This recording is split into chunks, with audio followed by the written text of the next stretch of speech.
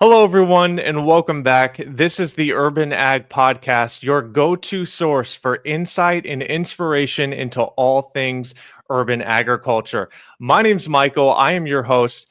And folks, here's the thing. Many people have the desire to learn about farming, to become more self-sufficient, or just to live a healthier lifestyle, but they don't ever start. Why is that? Well, in my experience, at the top of the list of reasons why is a lack of space and land. I'd also say experience is up there as well, people just not having experience. But maybe you're one of those people and you find yourself not having much space to grow. Maybe you live in a townhouse where you only have a small patio available. And then you just doubt why or how you could actually begin to start farming, to start becoming more self-sufficient, or live a healthier lifestyle. Well, I have something amazing to show you. What you're looking at is an urban garden behind a townhouse. This thing is packed. It is beautiful. And it was created by our special guest for today, Real Farmer Jeff. What's up? Hey, thanks so much for joining. So as you guys can see, he has completely transformed the back of his townhouse. And I actually have a few other videos I want to show you guys. Let's start with this one. Real Farmer Jeff is a content creator. He shows you guys how to do all of this. Let's go ahead and pull up one of these right now. One year, I grew over 300 pounds of tomatoes plus some other vegetables in my extremely small townhouse garden. Let me show you how small my garden really is and my setup that anybody could replicate. I use 2 galvanized steel raised beds with a homemade trellis so I can grow my plants vertically. I'm a huge fan of taller garden beds because I only have to water once per week and they don't strain my back while working. However, my favorite hack is using these small green grow boxes that have insane harvest for their square footage. They have a 4-gallon water tank at the bottom so you don't have to worry about your plants drying out or overwatering. And they come with a mulch patch so you don't have to fertilize or weed. It is seriously a gardener's dream. Follow along to learn how to maximize your harvest with the space you have. Wow. Jeff, I have to say, when I first came across your channel, I just thought it was so awesome because what I do actually full-time is I do marketing, a bunch of video and photo, and I actually shoot a lot of townhouses. And all the time I'm thinking, man, if I lived in a townhouse, I would deck out that back. And then I find you, I'm like, yes, this is exactly what I'm talking about. So Jeff, I want to get to all the cool things that you offer people, but first I want to learn about you. So what inspired you to start growing food and to do this with your townhouse? Thanks. Yeah. So my story is that I bought the townhouse I think 4 years ago at this point. And it was kind of funny. My townhouse was the only one with a backyard that was unkempt. All the others, had normal stuff, bushes or whatever, and mine had weeds that were taller than the fence. And so I moved in there. First order of business was to take out all the weeds because it was crazy. It was a jungle. And then what I was left with was a concrete pad and just a strip of dirt. And I thought, you know what? I've always wanted a garden. So either I'll do a garden or a hot tub. But then with how the townhouses are set up, if I had a hot tub, everyone could just look in at me. So I was like, okay, easy choice. I'm going to do a garden. So that was it. And then I got my 2 steel beds, and everything followed after that. Wow. I was thinking too, just if I was your neighbor, I'd be like, yes, this is who I want to live next to. This is incredible. I see those are those 2 raised beds you're talking about. Folks, look at the ground. There is not a plant in the ground. Oh, I just love this because like when we think farming, we so often think land, we think ground. But here you have a perfect example of just, there are so many different things. Well, how much space exactly are you working with back here? And what kind of crops are you growing? Yeah, great questions. So my backyard is just about 250 square feet. So yeah, not very big at all. And the main garden vegetable that I like to grow is tomatoes. So I have like 30 tomato plants. But then I like a lot of other stuff too. I have strawberries. I can see the sunflowers there. I got a couple hot pepper plants, flowers, eggplant, squash. And then I don't know. Yeah, I try to pack as much as I can in there. But for me, the main crop that I like is tomatoes. Okay. Speaking of which, I have a video showing your tomatoes, folks. Check this out. Though I'm allergic to pollen, I still hand pollinate my tomatoes with an electric toothbrush because it tripled my harvest. First off, more tomatoes in each cluster does not necessarily mean smaller tomatoes if you have strong plants. And just for reference, I'm harvesting all this in my small 250 square foot townhouse backyard. To hand pollinate, I simply touch the green bell-shaped part of the flower that's behind the petals with the toothbrush. My 4 pointers are to hand pollinate in the morning, gently hold the flower if necessary, use the non-bristle end of the Oh no, I think it just got cut off there. It's my fault. Let's finish up. Touch the flower in just one spot for 1 to 2 seconds. Hand pollination with an electric toothbrush will even work on some other types of plants such as eggplants and some types of peppers. So awesome. Oh, it looked beautiful. All those tomatoes. Okay, so what I would like you to do, if you would be so kind for me, for all the viewers out there, I have a photo here. Just basically walk us through the layout here. So you mentioned the raised beds. I see other containers, some vertical setups. Folks, you see the tomato? He's growing upside down right there also. I've seen your short on that. I love it. Just walk us through here. What are we looking at? Definitely. So just so you guys know, in some of my videos, I show the garden I created this year for my mother-in-law. It's also a super small garden, but I wanted to help her out. And so that footage of the white eggplant actually comes from her garden. But our garden layouts are pretty similar. But anyway, so layout-wise, I have my 2 galvanized steel beds. I'm doing all tomatoes in those. So 20 tomatoes total, 10 in each bed. And I have some flowers and basil and other stuff companion planted in between. And then, so just container wise, besides the steel raised beds, I really like the green plastic grow boxes that you can kind of see. It's kind of hard to tell what's what with the foliage, but I have about 10 of those grow boxes, and those are seriously incredible. Like no sponsor, statement or anything. I love them so much, and I've been using them for years. So I have some of those, and I put you can see them on the left-hand side. I was about to say right there in that corner right there. Yep. And yeah, I have 10 of those spread throughout. They're really good for tomatoes, especially. They have a 3-gallon water tank on the bottom. So just the plants can access all the water that they need.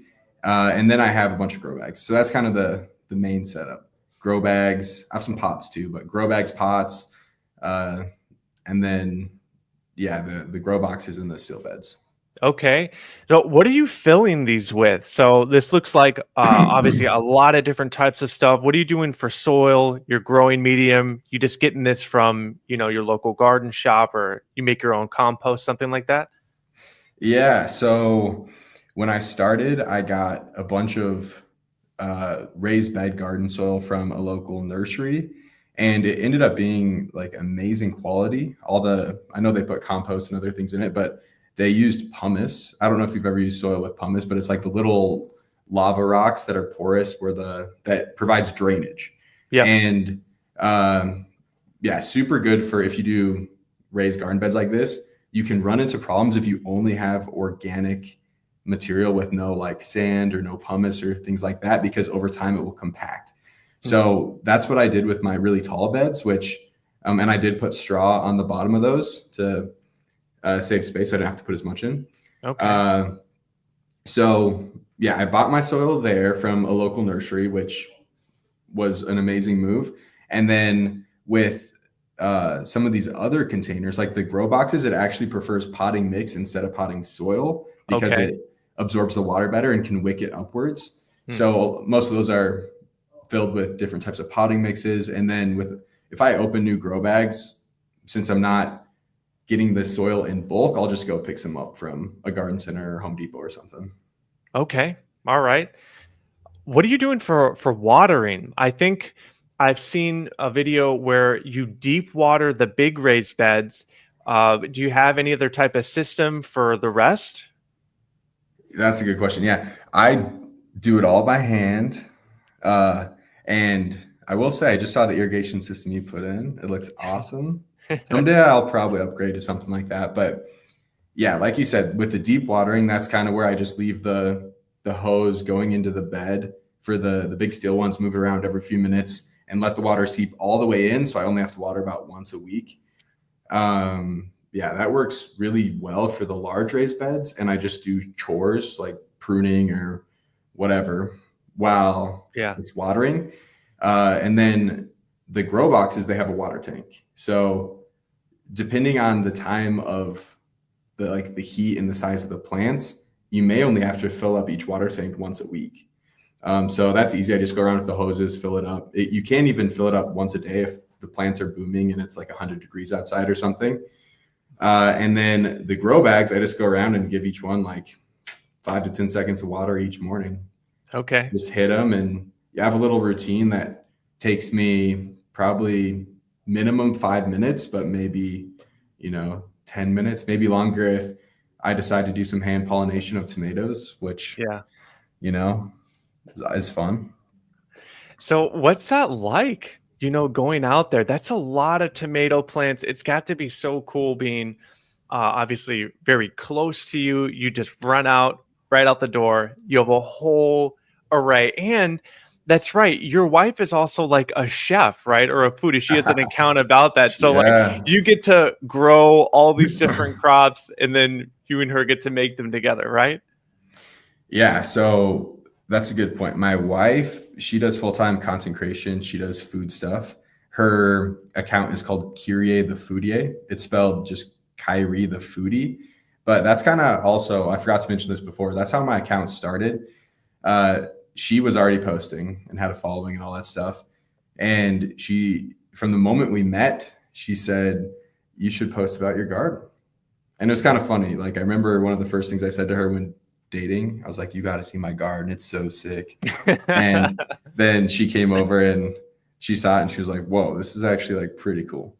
But yeah, so she got me to end up posting. But my main goal, especially this year, was to grow plants and stuff that she could use in her cooking. So I'm growing a lot of Asian varieties, especially of eggplant and squash, melons, and stuff like that.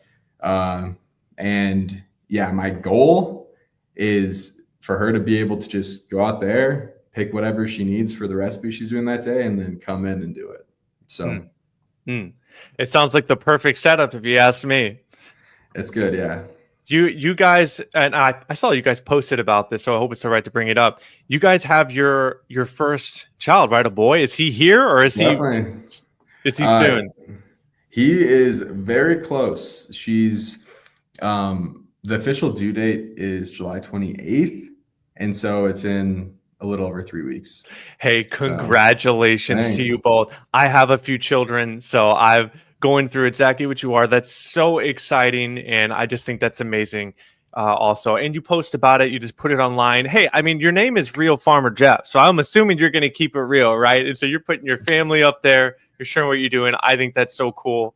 And I will also link your wife's channel in the description. Oh, cool. So Thanks. before moving on to some other cool questions I want to ask, I was wondering, how much sun does your patio get daily? Have you had to like adapt any of what you grow? Because, obviously some crops only do well in shaded environments or they need full Mhm. sun. Any microclimate issues in general, right? Whether that's, the fences, the walls, anything you've had to work with back there in that way?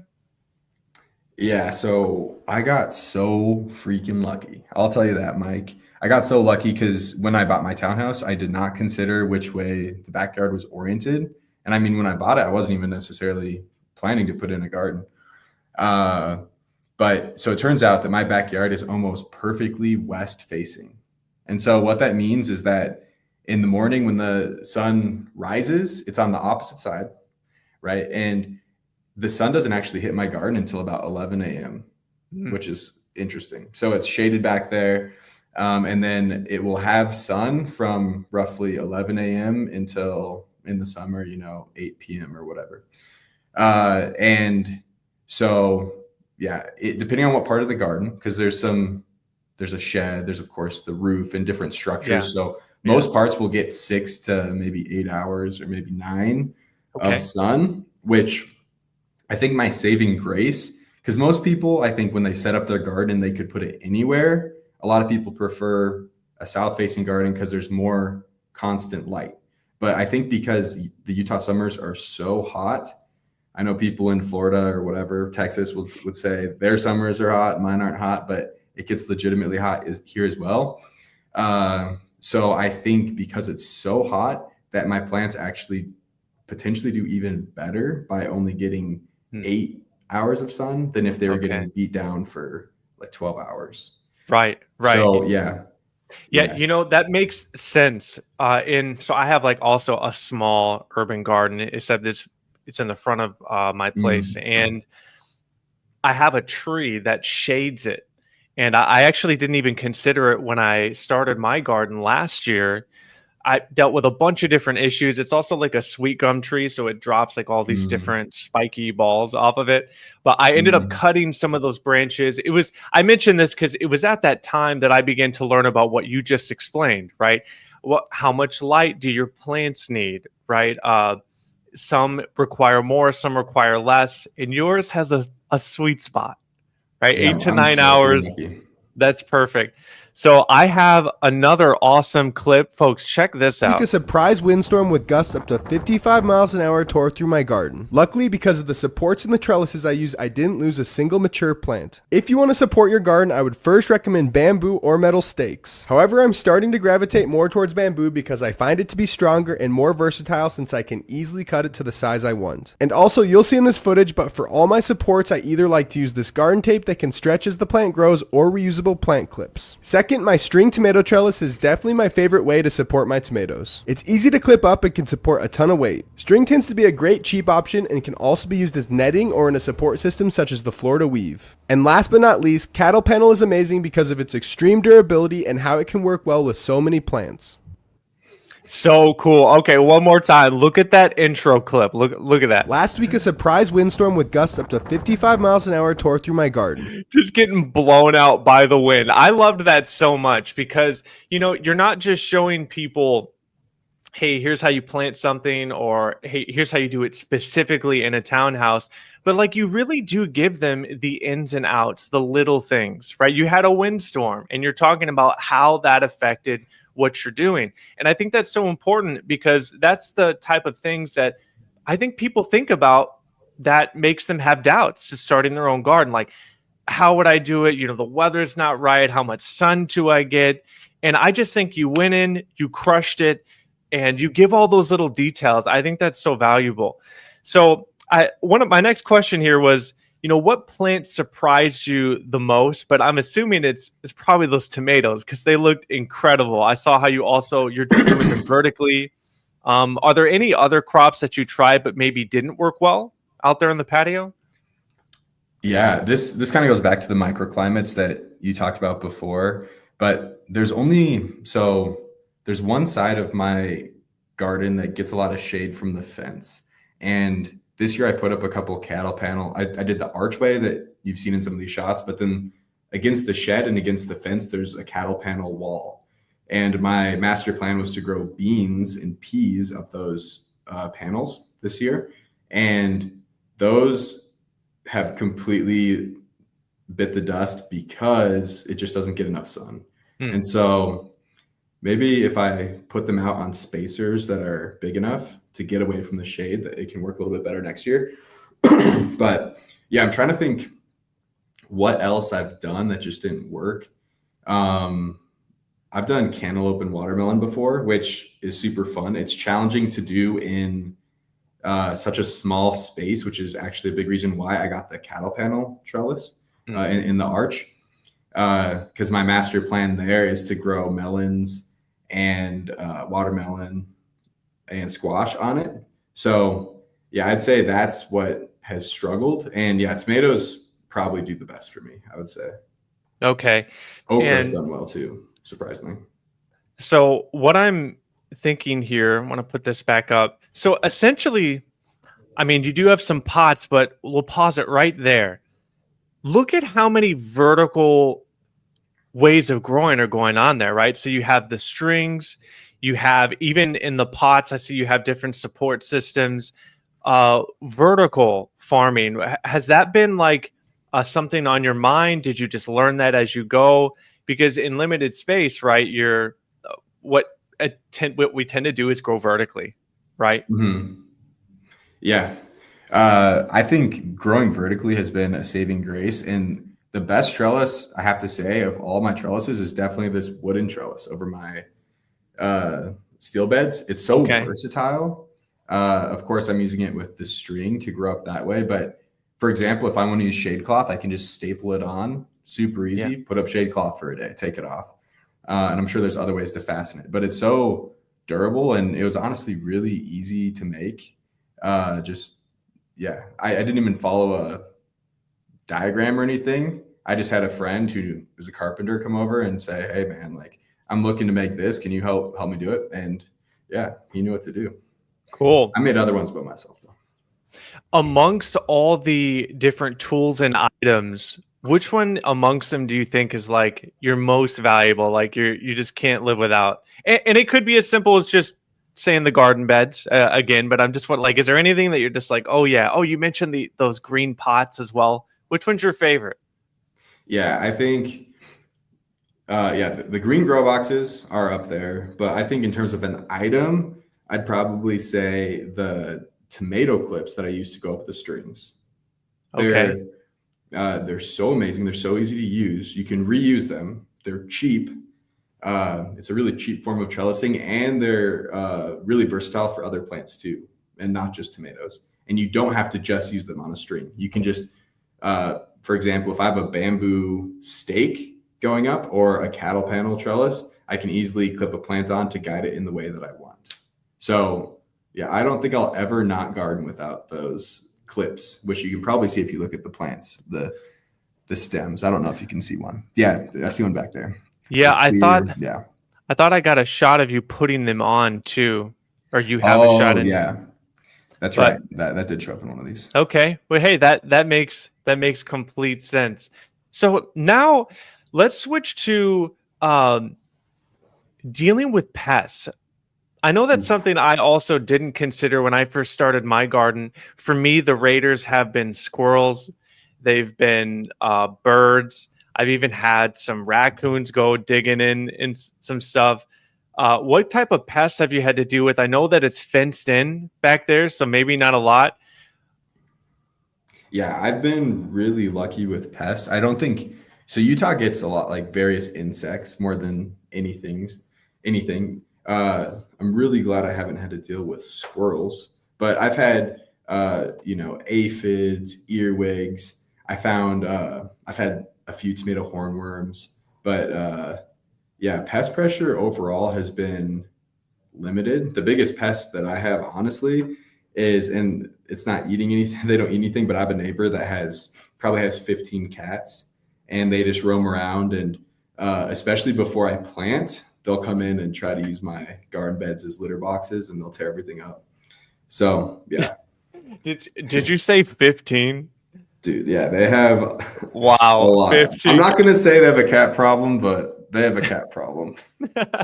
uh, it's so funny you mentioned that because it was probably about a week ago. Uh, One thing that I failed at in my garden were onions. Even with that tree I was telling you about, I'm having trouble getting some onions. I have gotten some decent carrots, which, these need a little bit more sun. So anyways, one half of one of my garden beds is just blank, and one of our cats has been using it as a litter box, and I'm not happy. So it's funny you mentioned that because I'm literally just experienced that for the first time. Cats in garden beds. Dude, They yeah, don't really mesh it's too crazy. well. Empty garden beds, rather. But okay, so if you are dealing with some different insects, have you used any type of pest disease control? Any chemical ones, any organic ones to try and prevent, obviously, against them? Yeah, nothing too extensive. Sorry. The main one that I've used is neem oil. I wonder if you've used it too. I know it's a common one. So neem oils work pretty good for anything that I've done, and I just mix a little dish soap in there to try to cover the eggs. But one that I'm actually going to post about probably in the next week that came. So I've never really had earwig problems until this year, and all of a sudden, oh, and I forgot before, grasshoppers. They've been deadly this year for me. But anyway, so I've had earwigs for the first time this year, and realizing like how much damage they can do to different plants.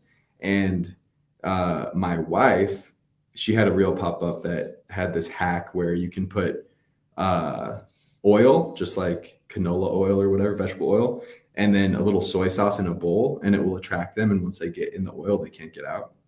And so we tried it, and I kid you not, we came back the next morning, and there was maybe 10 to 15 earwigs stuck in there. Wow. And I was like, let's go, let's do this. And then with aphids, so I haven't really done much like hardcore herbicides or pesticides or whatever. I mean, but the other thing I've tried is just I've tried vacuuming up stuff.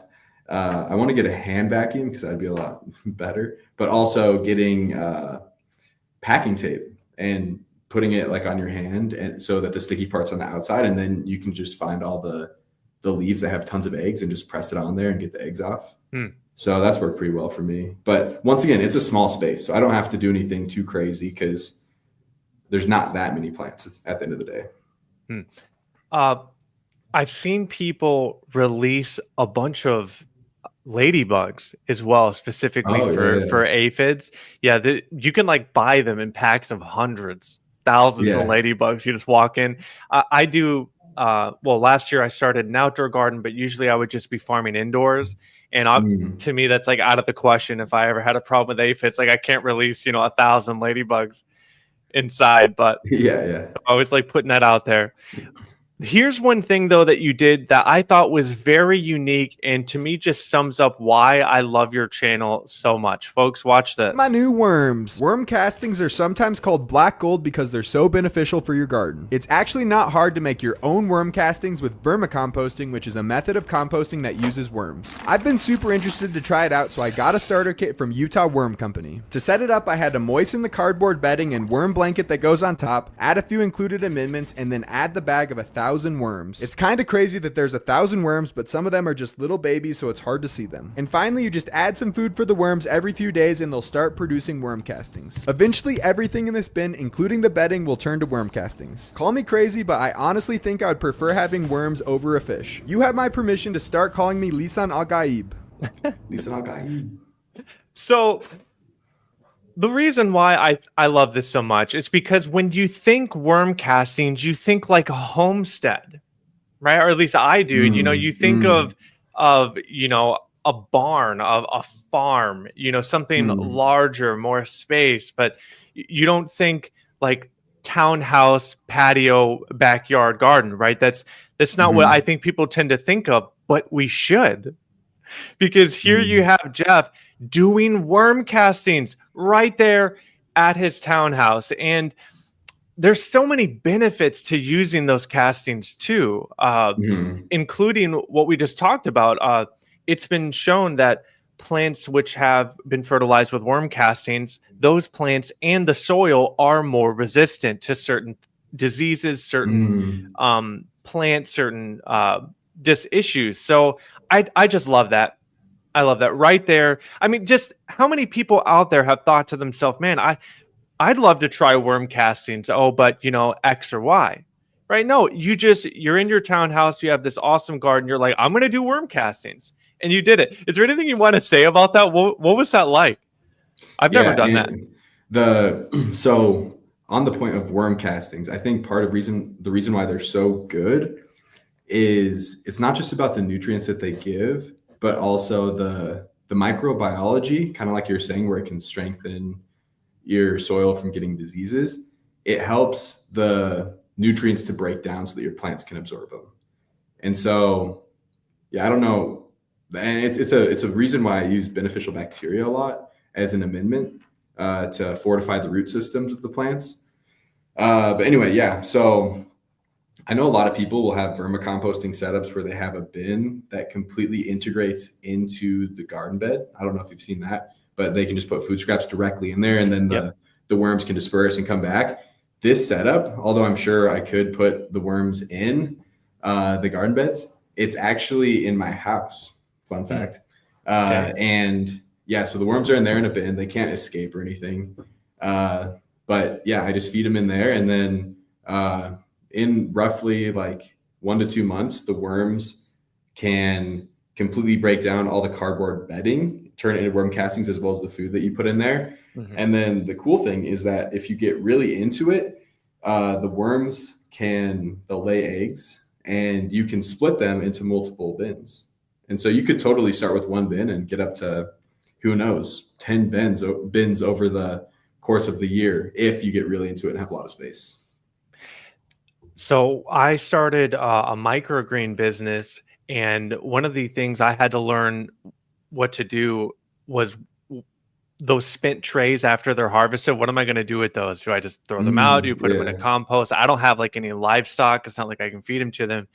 And what happened is a worm caster ended up reaching out to me in my city, and I've been sending him spent microgreen trays for a while, and I've seen massive farm operations with worm castings. It's like breeding worms.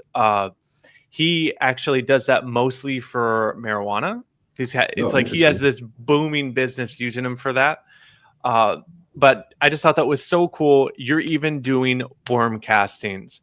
So there's 2 other sections I want to pick your brain on. The first, starting with just your mindset.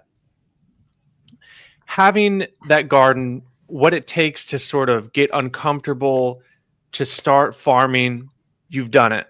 You're past that. Now you are just growing all different types of things, and you're making content about it, which just adds a whole new layer of complexity. But what would you say, like through it all, now looking back, are those biggest personal benefits of saying yes? Growing some of your own food and having it just right there outside your door? Yeah, I'm sure there's other people who feel like me, but when I started my first garden, I feel like it unlocked something like almost primal in me. It sounds kind of weird to say that, but there was something that was so like deeply gratifying about just having my hands in the soil, growing my own food, feeling like some sort of connection with Mother Nature or sustainability or something. So yeah, I think in my case, I got hooked at the beginning, and thank goodness I had good enough success in the first year that I was like, this is actually pretty fun. I should keep doing this. But that's a big reason why I like to recommend to people to try sometimes those little indoor gardens. I know you do a lot of indoor stuff, so you could speak to this way better than me, but I think it's sometimes easier to have success with a small indoor setup or the green grow boxes made by Garden Patch that I like to use. I feel like those are so foolproof that anybody can have so much success that you'd be hooked. And that's kind of what happened to me. I think that was very well said. Something primal.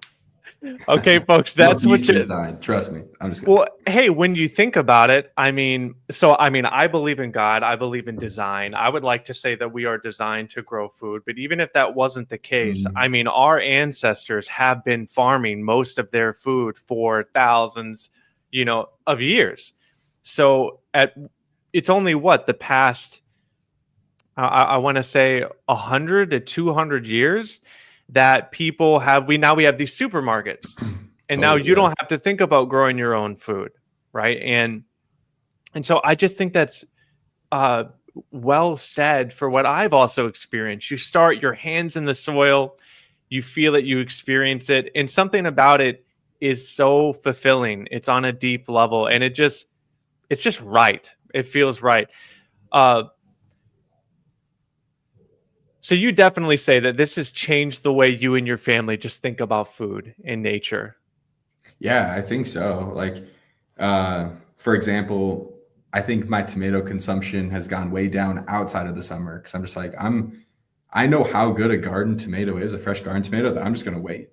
Like, I'd rather have fresh tomatoes. And I think it's changed also the way that I think about like preserving food.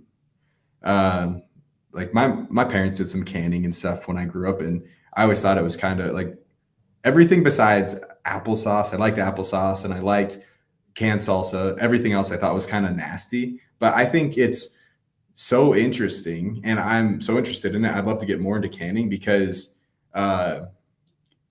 just like you're saying with it feeling right, it feels right to grow an abundance of food and have these prolific harvests and then be able to save it throughout the year.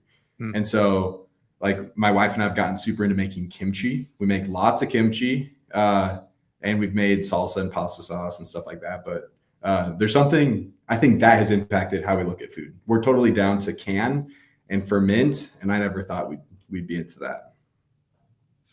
Man, that's so good. All right. I got one more clip for us to look at. You mentioned it earlier about how, it may be easier to come indoors and farm a little. Folks, check this out. The best gifts that I've ever gotten from my mom was an indoor garden that she used to grow tons of herbs year round. I've really wanted to try one out for myself, and so for the past couple months I've been using 2 of Click and Grow's smart gardens. Unlike most indoor systems that are hydroponic, Click and Grow's pods have soil, which means no broken water pumps and needing to add nutrients. You just need to add water to the tank every week or so. One of my favorite features is that these smart gardens have lights that automatically turn on for 16 hours and then off for 8. I really think indoor gardens are the perfect solution for someone who doesn't have a lot of outdoor space or wants to grow something with very little effort. And of course, for anybody who's looking to pass along the joy of growing something to someone else as a gift. Man, with my focus in indoor farming, I got to throw that in there. Real Farmer Jeff has done some indoor hydroponics. I love it. So, all right, last few questions. What would you say to people who have that desire to start growing, to just try, but they're held back because they don't think they have enough space? Yeah, with space, I feel like you can work around any space that you have, assuming that you have some light. When people say, I have a small space, I don't know if I can do it, I'll say, yeah, if you get enough light, there's really, like, you can for sure do it. What may cause you, I guess I already said this, but what will cause you issues is with light. But then at that point, I'd say try one of the indoor setups.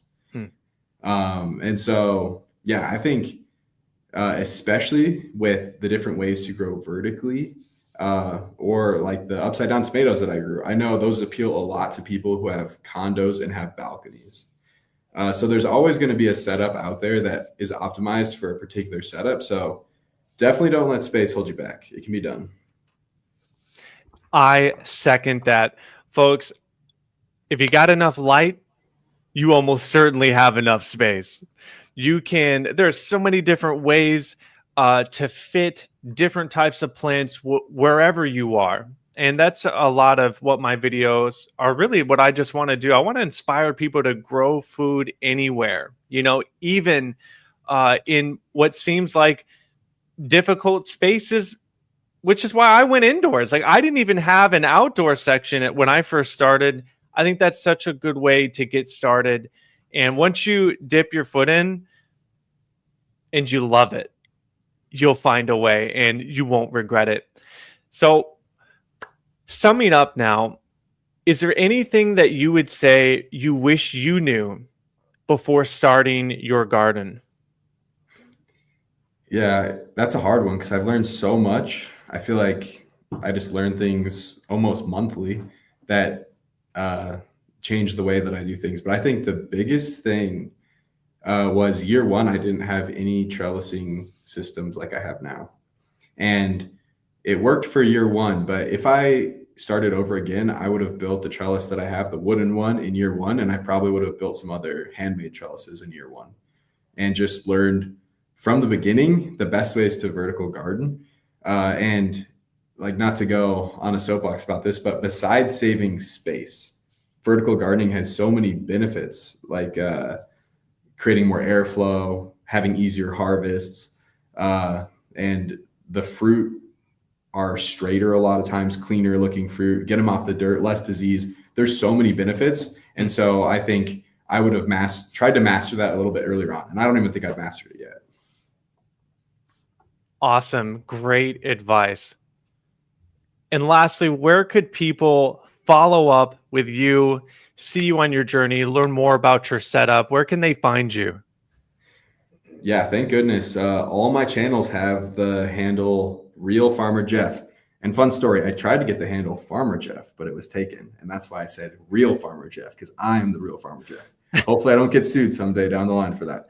But anyway, yeah, all my pages, TikTok, YouTube, Instagram, I'm Real Farmer Jeff. And if you really want to get in contact with me, the best ways are emailing realfarmerjeff@gmail.com, or on Instagram. I try to respond to every message that I get. So feel free to hit me up. All right. I also have my first name in my channel tag, so we are linked in that way. Jeff, thank you so much for coming on to the second episode of this podcast. I think you offer so much value. It's my privilege to have you here. And as he just told you, you can find him on all those platforms, and I have links in the description. All right. Thank you all so much for watching. Thank you again, Jeff. We'll see you next time. Thanks, Mike.